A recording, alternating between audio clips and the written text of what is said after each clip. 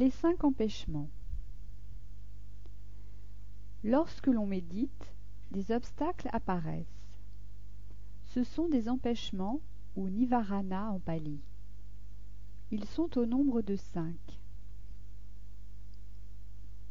Le Bouddha compare ces empêchements à l'état de l'eau. Quelqu'un veut voir son visage se refléter à la surface de l'eau, et il constate que l'eau est altérée et qu'il lui est impossible de reconnaître son propre visage. Ceci est l'image d'un homme qui cherche la connaissance de soi, la connaissance du bien-être pour lui-même et du bien pour les autres. Le premier empêchement est le désir pour le plaisir des sens, kamachanda. Le Bouddha dit: l'homme qui regarde son image à la surface de l'eau comme dans un miroir, dans une eau dont on a changé la couleur, à laquelle on a ajouté de la couleur, c'est une première image. L'homme n'est pas capable de reconnaître son propre visage, car l'eau a été altérée par la couleur. Un esprit qui essaye de trouver le calme n'y parvient pas, car il y a dans cet esprit un désir pour toutes sortes d'expériences sensorielles, des sons harmonieux, des odeurs agréables, des pensées intéressantes, toutes sortes de choses délicieuses provenant de nos 6 sens qui provoquent tout naturellement l'apparition du désir. Des choses dont nous nous souvenons peuvent aussi servir de plaisir des sens. Cela ne concerne pas seulement ce que nous touchons, ce que nous sentons, ce que nous goûtons dans le moment présent, mais aussi tout ce que nous avons déjà vécu. Tout ce dont nous nous souvenons peut aussi servir de désir sensoriel. Le deuxième empêchement est l'aversion, la haine, vyapada. C'est la méchanceté, la malveillance, la colère, l'agressivité, la haine. Ce deuxième empêchement est un empêchement assez puissant.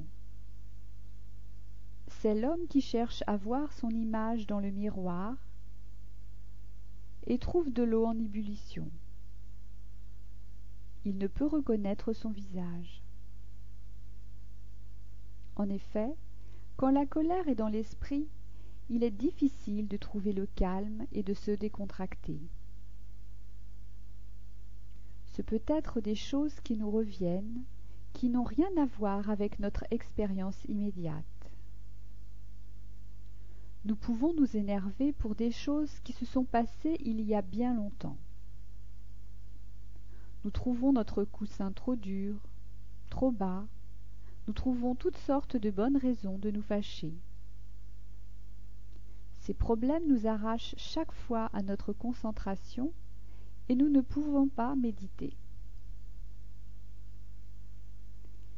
Nous constatons pour la plupart que c'est en nous que se trouve ce potentiel latent de colère, de désir, de peur, de besoin de contrôle.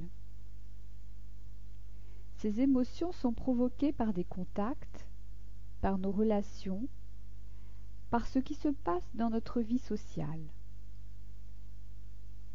Nous avons tendance à dire « c'est à cause de lui », « c'est à cause d'elle », tout en niant qu'en nous-mêmes il y a de la peur, de l'insécurité, de la colère ou un sentiment d'impuissance. En méditant, nous expérimentons toutes ces émotions. Parfois, nous nous imaginons que cela n'arrive qu'à soi, car les autres ont l'air très calmes, très sereins. Nous les voyons ne bougeant pas, nous pensons qu'ils ont des expériences. Mais si ces gens parlent, ils se rendent compte que tout le monde possède ces émotions et qu'elles remontent dès que l'on médite. Le potentiel de nos émotions est en nous, et les gens que nous blâmons pour avoir provoqué ces émotions ne sont en fait que des catalyseurs. L'émotion dont nous nous plaignons ou dont nous nous réjouissons est en nous, ainsi que notre bien-être et notre malheur. Cela ne veut pas dire que dans notre vie, il n'y a pas de mauvaises personnes qui se comporteraient mal, de manière inacceptable. Mais notre propre résonance vis-à-vis de ce qui se passe dans notre vie est de notre entière responsabilité. Accepter cela est la base de toute démarche spirituelle.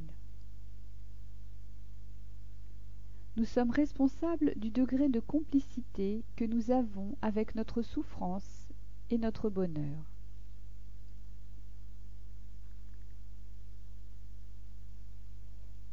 Le troisième empêchement est la paresse, la somnolence, tinamida.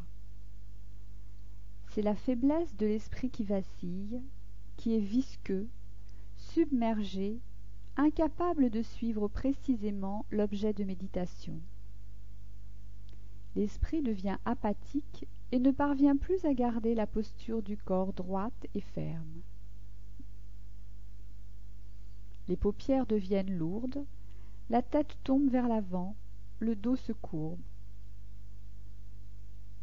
Nous avons tendance à penser « Je suis fatigué, je vais aller me reposer et ensuite je pourrai mieux me concentrer. » En fait, c'est une invitation à la paresse et à la somnolence. Pour surmonter cet empêchement, nous devons essayer de retrouver notre énergie et nous concentrer à nouveau très fermement. Le quatrième empêchement est l'agitation et les remords, uddhacca kukucca. C'est une inquiétude, une sorte de nervosité qui se transforme parfois en grattement, un besoin de se gratter, en petites douleurs partout. Parfois, ces petites douleurs ont l'air sérieux. Cela pourrait être le ménisque. Il faut bouger. C'est très convaincant. Il y a toute une histoire qui se monte en rapport avec cela dès que l'on commence à donner de l'intérêt à ces sensations. Cela ne s'arrête plus. Nous pouvons passer des heures à nous gratter avec des sensations de chatouillement. Il ne faut pas bouger. C'est vraiment la façon la plus facile de se débarrasser de ces phénomènes. C'est l'esprit qui se divertit par l'intermédiaire de ces petits mots.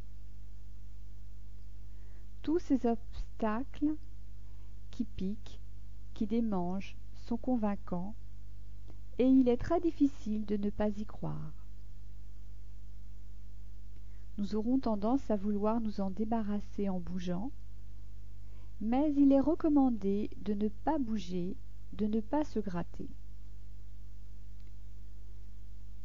L'inquiétude nous empêche de trouver le calme mental, elle nous empêche de trouver la clarté, la lucidité de l'esprit.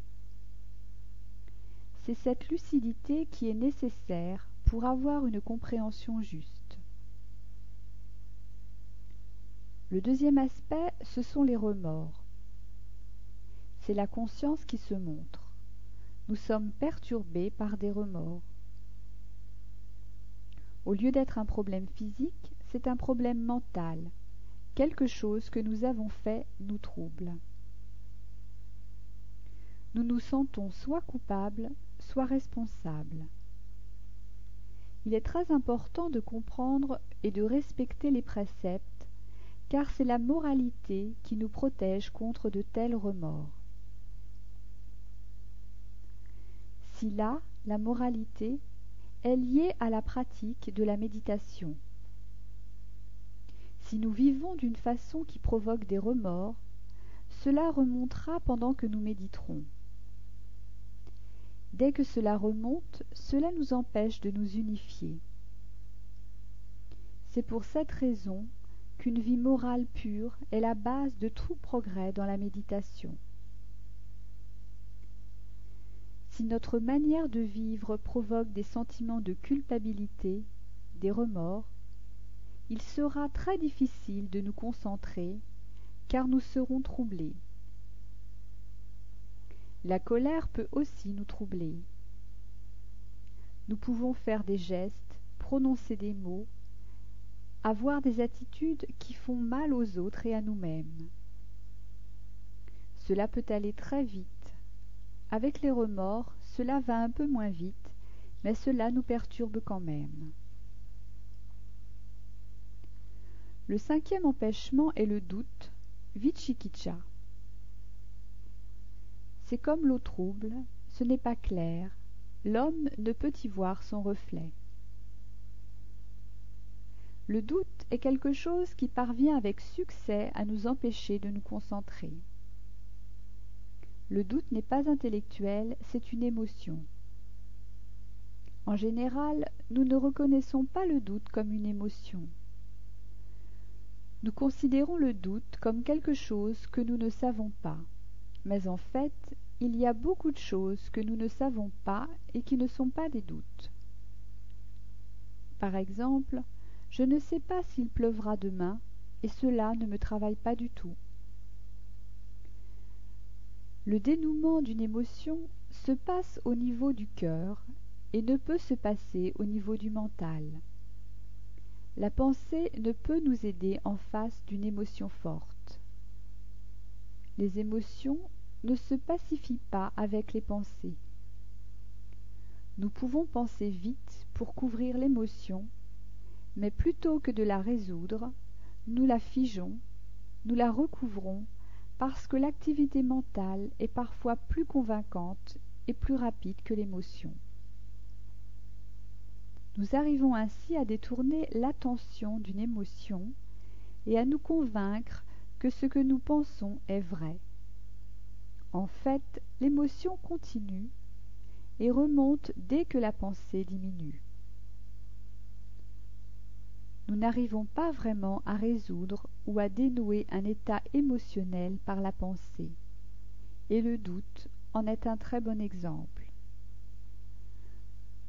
Tout essai pour résoudre le doute par l'intellect est voué à l'échec.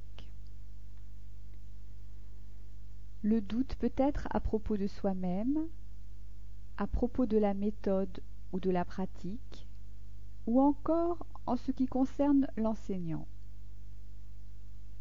Nous nous mettons à douter du moindre aspect de la pratique. C'est plus qu'un simple doute.